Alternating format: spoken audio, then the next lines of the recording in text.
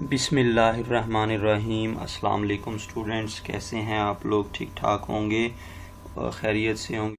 आज की इस वीडियो में नॉर्मल फोर्स पर बात करने वाले हैं। नॉर्मल फोर्स बेसिकली क्या होती है? A contact force perpendicular to the contact surface. अब ये नॉर्मल बेसिकली हम नॉर्मल को भी परपेंडिकुलर सेंस में ही ले रहे होते हैं कि इसका मतलब भी परपेंडिकुलर ही है हमारे पास।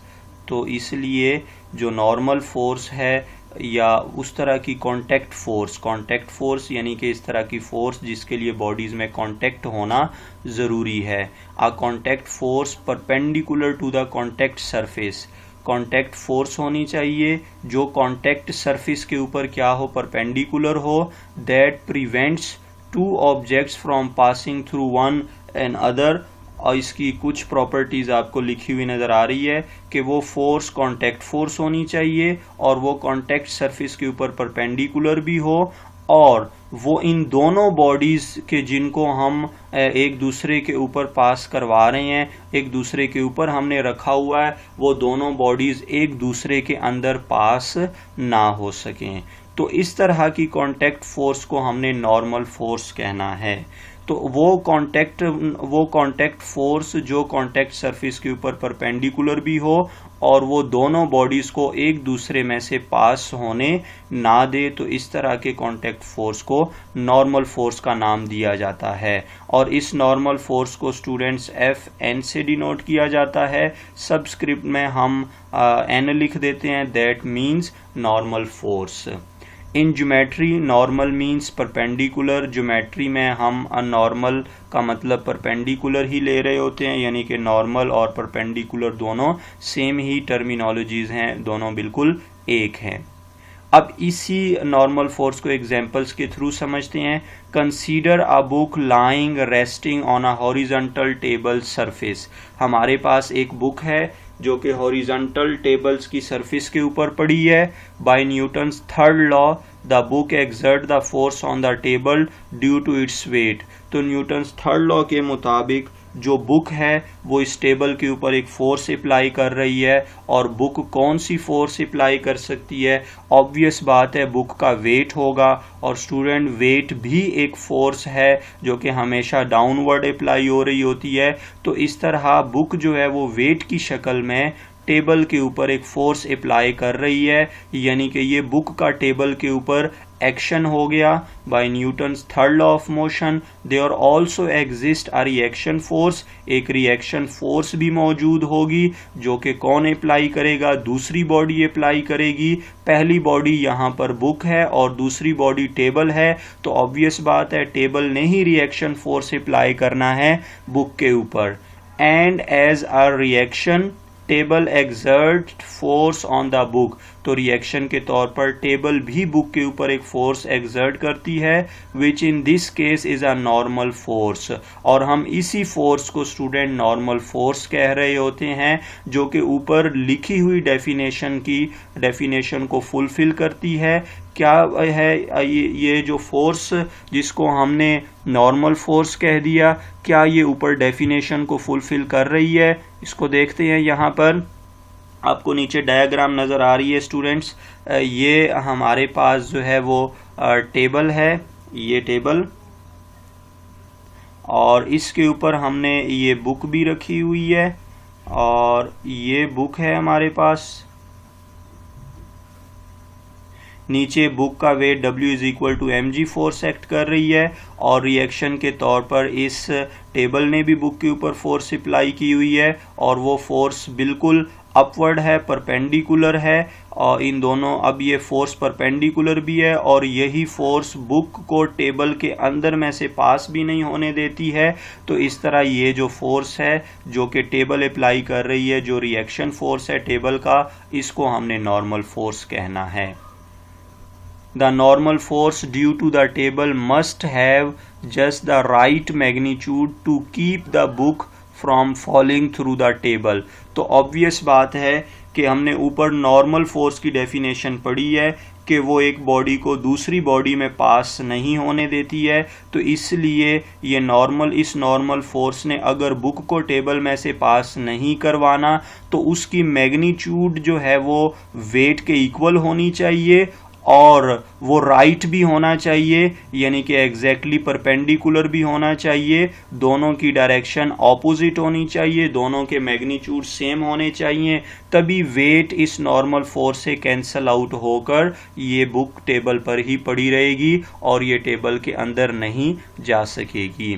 If no other vertical forces act, अब अगर कोई भी और वर्टिकल फोर्सेस एक्ट नहीं कर रही, the normal force on the book is equal in magnitude, तो नॉर्मल फोर्स को ऑब्वियस बात है फिर बुक की मैग्नीट्यूड के इक्वल होना पड़ेगा to the book's weight, book की वेट के इक्वल होना पड़ेगा उसके मैग्नीट्यूड को, क्योंकि इस फोर्स ने बुक को टेबल में से पास नहीं होने देना, तो इसलिए इस नॉर्मल फोर्स की मैग्नीट्यूड को बुक के वेट के इक्वल होना पड़ेगा। अब नेक्स्ट स्टूडेंट हमारे पास है कि अगर जो सरफेस है, जो टेबल है, वो हॉरिजॉन्टल ना हो, ये तो हॉरिजॉन्टल का केस हमने कंसीडर किया। अब हम नॉन हॉरिजॉन्टल सरफेस की बात करते हैं। If the surface of the table is not horizontal, अगर टेबल की सरफेस हॉरिजॉन्टल नहीं है, the normal force is not vertical, तो नॉर्मल फोर्स भी वर्टिकल नहीं होगी, and is not equal in magnitude to the weight of the book, और उसको बुक और उसकी मैग्नीट्यूड बुक के वेट के इक्वल भी नहीं होगी। क्यों नहीं होगी? आपको ये शेप यहाँ पर नॉन हॉरिजॉन्टल वाली दिखाई दे रही है कि हमने टेबल को नॉन हॉरिजॉन्टल कर दिया, थोड़ा स्लैंटी कर दिया, थोड़ा तिरछा कर दिया उसको, तो अब इस केस में जो बुक का वेट है वो तो एग्जैक्टली डाउनवर्ड है, लेकिन जो नॉर्मल फोर्स है वो इस कॉन्टेक्ट सरफेस के ऊपर परपेंडिकुलर होगी, उसने हमेशा वेट के ऑपोजिट डायरेक्शन में नहीं होना। चूंकि उस ऊपर वाले केस में तो हमारे पास जो कॉन्टेक्ट सरफेस थी that was also in horizontal direction, but in this case the contact surface, the table is not in horizontal direction but it is in non-horizontal direction. That's why normal force is perpendicular to the table, not the book. ये book के perpendicular नहीं होनी चाहिए, ये table के perpendicular होगी, इसलिए इस केस में normal force की magnitude book के weight के equal होना जरूरी नहीं है, बल्कि बुक के वेट के इक्वल नहीं हो सकती।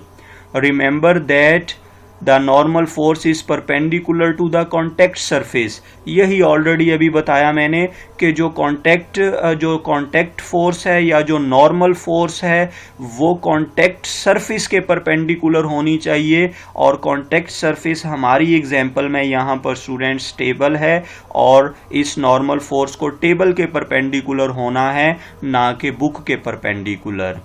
Even on a horizontal surface if there are other vertical forces, अब अगर आपके पास जो कॉन्टेक्ट सरफेस है that is in horizontal direction, और यहाँ पर कुछ वर्टिकल फोर्सेस और भी वर्टिकल फोर्सेस मौजूद हैं, आपके पास वेट और नॉर्मल फोर्स के अलावा भी फोर्सेस मौजूद हैं। अगर आप ऊपर वाली एग्जांपल देखें वहां पर हमने यही बात की थी कि अगर कोई और वर्टिकल फोर्स मौजूद नहीं तो उस केस में आपके पास नॉर्मल फोर्स को बुक की मैग्नीट्यूड के इक्वल होना पड़ेगा, क्योंकि उस फोर्स ने बुक को टेबल में से पास आउट नहीं होने देना। अब इस केस में हमने पहले नॉन हॉरिजॉन्टल केस को डिस्कस किया, और फिर दूसरी जो हम यहां पर सिचुएशन कंसीडर कर रहे हैं वहां पर हमारे पास वेट और नॉर्मल फोर्स के अलावा भी कुछ वर्टिकल फोर्सेस मौजूद हैं और हमने उनको डिस्कस करना है।